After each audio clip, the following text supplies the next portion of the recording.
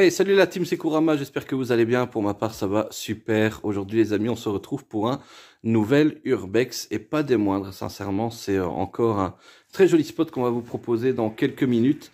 Alors, on se trouve aujourd'hui dans une maison que l'on va appeler la maison de l'aviateur. Alors, pourquoi ce nom, vous comprendrez tout à l'heure.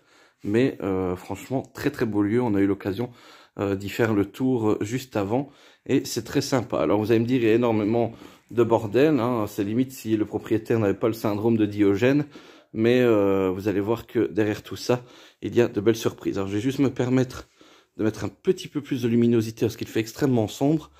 L'automne arrivant limite sur l'hiver, eh bien il fait extrêmement sombre dans les habitations. Regardez ici l'échiquier, il est magnifique. Je trouve que les pièces sont très bien dessinées.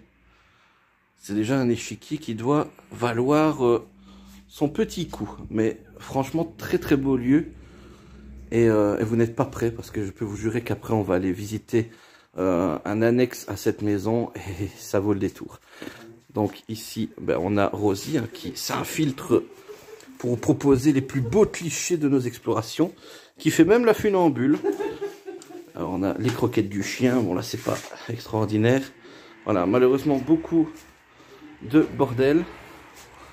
Ici on a une petite commode et là on a une autre pièce, mais c'est vrai que c'est pas évident pour se déplacer dans ce lieu parce qu'il y a énormément de choses et d'autres disposées sur le sol. Alors là on avait les effets personnels des propriétaires et là-bas dans le noir total on peut retrouver ce qui reste d'une mini-chambre. Hein. Il y a le reste du lit qui est là. Mais vous allez voir tout à l'heure qu'il y a encore une autre chambre là-bas. Ben, on se retrouve tout de suite pour voir la suite des pièces et pouvoir enjamber celle-ci sans trop de danger. Voilà les petits gars. Donc on a Gaucher qui passe dans l'autre pièce. Et nous on va repartir du coup dans les pièces que l'on n'a pas encore vues. Alors ici, c'est le petit couloir de l'entrée. Hop là. Nous voilà photographiés par l'œil du photographe. Et donc ici, on peut retrouver du coup une magnifique chambre. Hein, et très riche en bouquins. Très belle bibliothèque.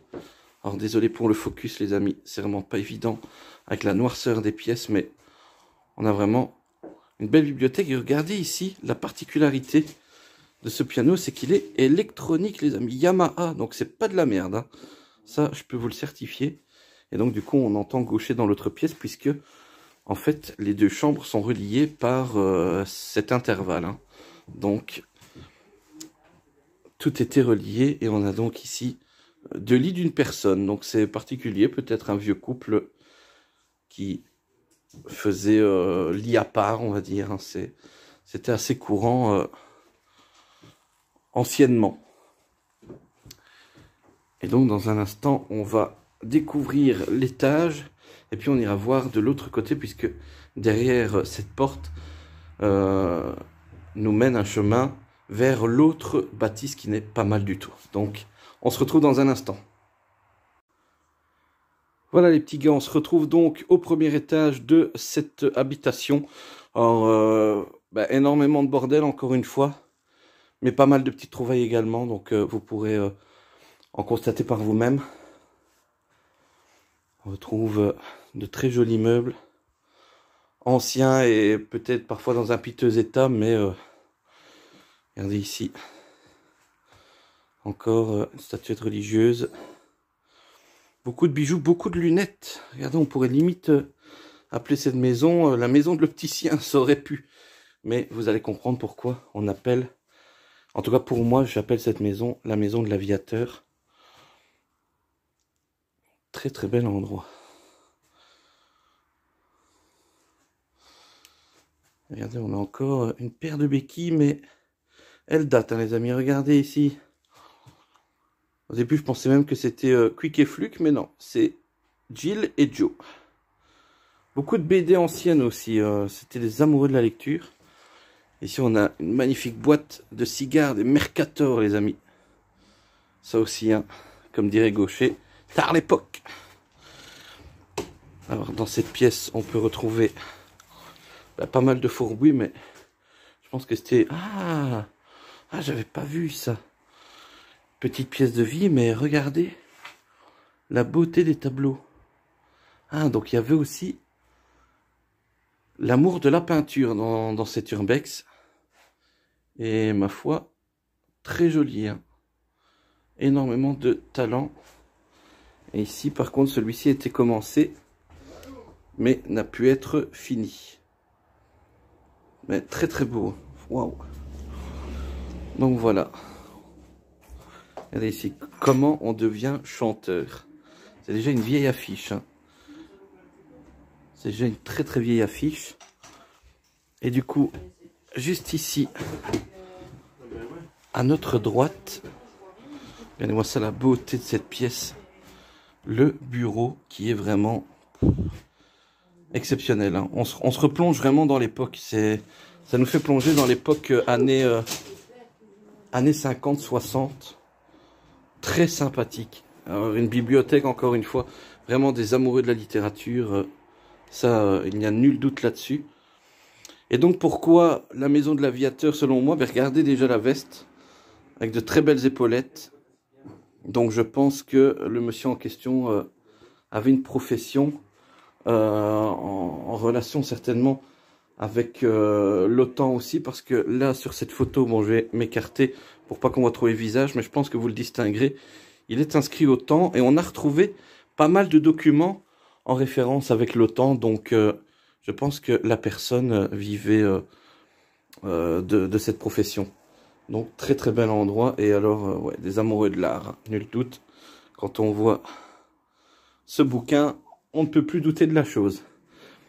Et ils avaient de chouettes passions, hein, la passion du voyage également, comme on peut constater par ces images, plusieurs photos de Paris, la ville lumière. Et donc, on va se retrouver dans un instant pour enjamber tout ceci et découvrir la pièce qui se trouve là-bas. À tout de suite. Voilà, quand je vous dis qu'il faut faire preuve de dextérité et d'agilité, ce n'est pas pour rien. Donc là, c'est l'énorme fourbouis. Et ici, du coup, on a accès aux autres pièces de ce magnifique lieu. Donc, on a vraiment quand même de beaux endroits à visiter, malgré parfois le bordel qui peut s'y présenter. Mais franchement, très sympa, hein, des décos de Noël. Encore quelques photos. Et ici, vous allez être étonné par la grandeur de la salle de bain. Je trouve qu'elle est quand même vachement spacieuse pour une petite maison comme celle-ci, mais franchement sympathique. Donc on a la salle de bain et dans un instant, on va aller découvrir le secret de l'habitation qui se trouve de l'autre côté. Vous allez voir, vous allez être extrêmement surpris. À tout de suite. Et voilà les amis, avant de partir sur l'autre bâtisse, eh bien on va faire un petit tour par le grenier de la première maison. Ben, franchement, pas grand chose, je vais être honnête. Magnifique machine à coudre ici. Pas mal de bandes dessinées également, comme on peut le constater ici. Vincent Larcher. Beaucoup de personnages qui sont inconnus de Gaucher, Rose ou moi-même, parce que ben, c'est carrément une autre époque. Ici une cage pour animaux. L'une des plus belles pièces de cet urbex, notre cher Gaucher. Et donc là-bas aussi on a quelques petits objets insolites de l'époque. Bon, l'aspirateur qui... Tard l'époque, encore une fois. Et voilà. Et ici, ces BD qui sont en excellent état, malgré certainement leurs années de vécu. Je serais curieux de voir de quand ça date. Parce que c'était encore en francs. Donc, regardez, je vais juste faire ça, voilà. C'était encore en francs. Donc, bien curieux de voir de quand datent ces petites merveilles. Mais en tout cas, ce qui est sûr, c'est que dater, elles doivent dater. Eh bien, on se retrouve donc dans un instant pour aller découvrir la suite de ce lieu. On va aller dans l'autre bâtisse et vous serez extrêmement surpris de ce que vous allez voir. Nous voici donc dans l'intervalle des deux habitations, donc dans le jardin. Alors on peut y retrouver bien évidemment un petit poulailler, je pense. Et là-bas, on a une petite grange, mais impossible d'y rentrer, beaucoup trop de fourbouilles. Alors ici, on a une petite Citroën C2 et puis on se retrouve dans un instant pour découvrir l'intérieur de cette maison, enfin de cette grange, hein, mais pas si grange qu'elle ne laisse paraître en tout cas. Vous allez être surpris du résultat. Ah ouais, quand je vois ton, je vois ça. Ben, regardez justement les amis, Gaucher est en train d'expliquer. Hop là, entree. Alors ici c'est le syndrome de Diogène par excellence, mais la surprise, elle est là les amis.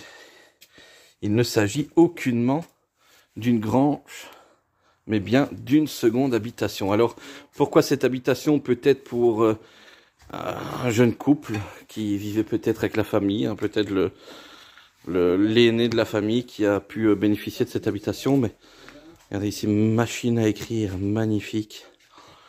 Et regardez-moi ça, cette dinguerie. C'est vraiment de la pure folie. Le mobilier est magnifique. C'est totalement fou. Ça, c'est vraiment très très joli. Hein. Bah, c'est la plus belle partie de maison. C'est juste magnifique.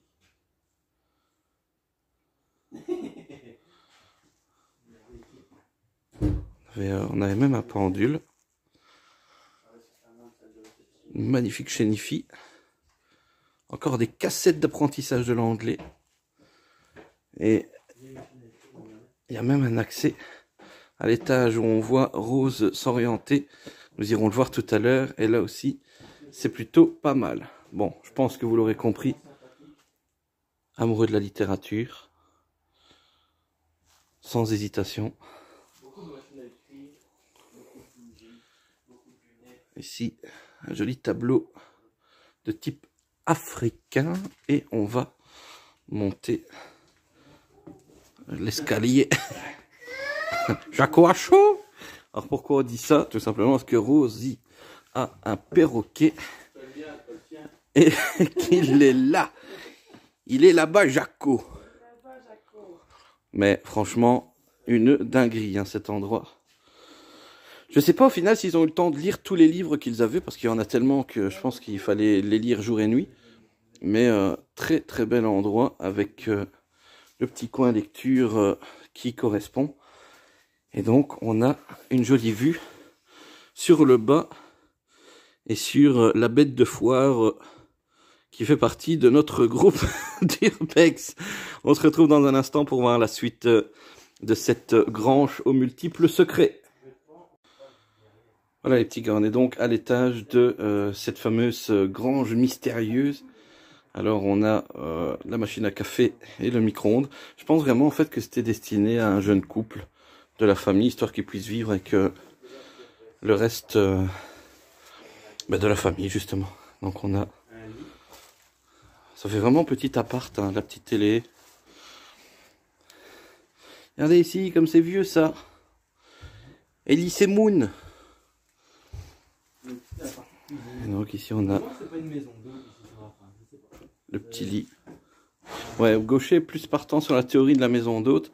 Moi je suis plus partant sur la théorie de l'accueil intrafamilial, quoi. Après, peut-être qu'on arrivera à avoir des réponses à la suite de notre tournage.